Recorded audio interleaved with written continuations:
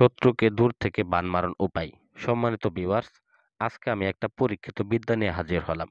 যে পরীক্ষিত বিদ্যার মাধ্যমে আপনি আপনার শত্রুকে বান মেরে একেবারে শেষ করে ফেলতে পারবেন।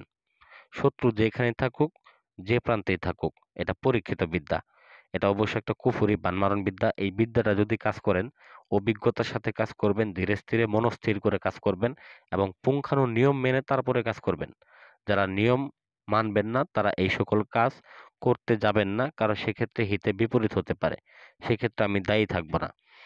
তো প্রথমত আমি আপনাদেরকে বলে দিব কিভাবে এই কাজটা করবেন, কোন সময় করবেন, কি কি লাগবে কাজটা করতে, বিস্তারিত এখন আমি আলোচনা করতেছি। তার পূর্বে অনুরোধ করব, চ্যানেলটা যারা সাবস্ক্রাইব করেন নাই সাবস্ক্রাইব করে নেবেন, ভিডিওটা ভালো লাগলে একটা লাইক করে দিবেন।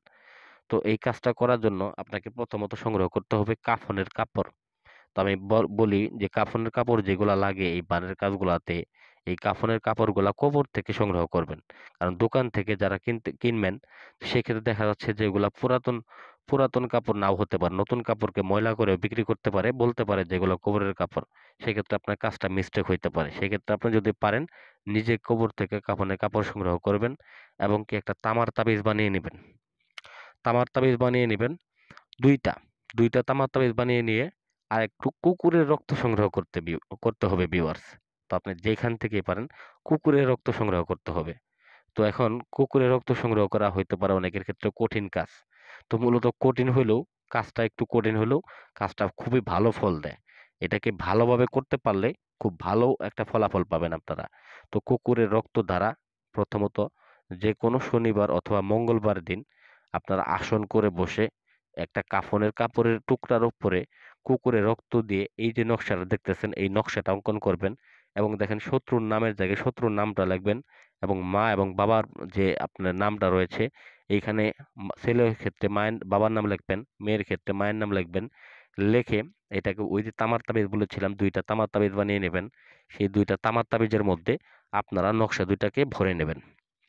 অবশ্যই কাজটাকে রাত্রেবেলা করবেন, যে কোনো শনিবার অথবা মঙ্গলবার রাত্রেবেলা নিরিবিলি কোনো একটা জায়গায়।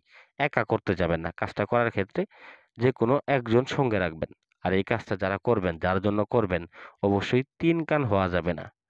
ঠিক আছে? ৩ কানের অধিক হওয়া যাবে না। ৩ জন জানতে পারবেন। ৩ জনের ১ জন বেশি হলেও কাজটা হবে না।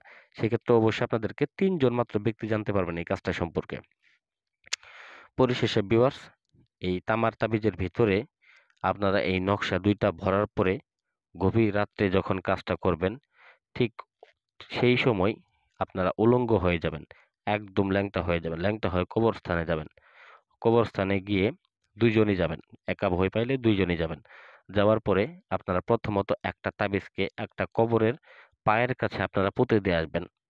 দ্বিতীয়ত ঐখান থেকে চলে যাবেন, কাপড় পরিধান করবেন, পরিধান করে চলে যাবেন শ্মশান ঘাটিতে। তো শ্মশান ঘাটিতে কাপড় খুলে ফেলবেন।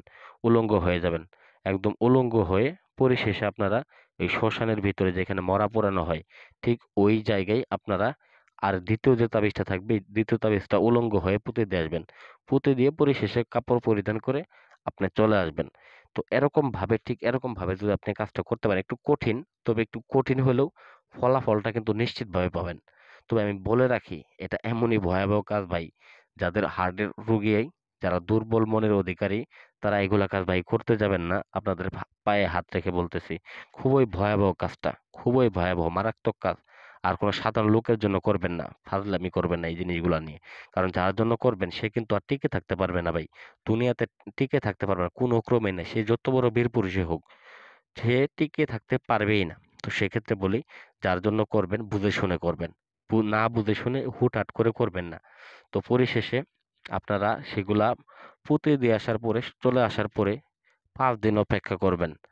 ৫ দিনের মধ্যে যেকোনো একদিনে আপনার হুট করে শত্রু পড়বে, হুট করে মারা যাবে। কেউ টেরও পাবে না যে আসলে তার কি রোগ হয়েছিল বা কে কাজটা করেছিল। কেউ এটা দেখতেও পারবে না। কোনো একটা জিন চালানোর মাধ্যমেও না, কালি চালানোর মাধ্যমেও না, কোনো চালানোর মাধ্যমেও দেখতেও পারবে না। কেউ বুঝতেও পারবে না যে আসলে এই লোকটার কি হয়েছিল বা এই কাজটা কেউ করেছিল বা কেউ কোনো কিছু করেছিল কিনা, কোনো কিছুই টের পাবে না। এটা হুট করে পড়বে, হুট করে মারা যাবে। একদম নিঃশব্দে মৃত্যুবান এইটা। তবে যাই হোক ভিউয়ার্স, তো কাজটা আমি বলে দিলাম। তো সেক্ষেত্রে ভিডিওটা ভালো লাগলে অবশ্যই লাইক করবেন, কমেন্ট করবেন। যারা চ্যানেলটা সাবস্ক্রাইব করেন নাই, সাবস্ক্রাইব করে নেবেন। ধন্যবাদ সবাইকে ভিডিওটা দেখার জন্য। আসসালামু আলাইকুম ওয়া রাহমাতুল্লাহি ওয়া বারাকাতুহু।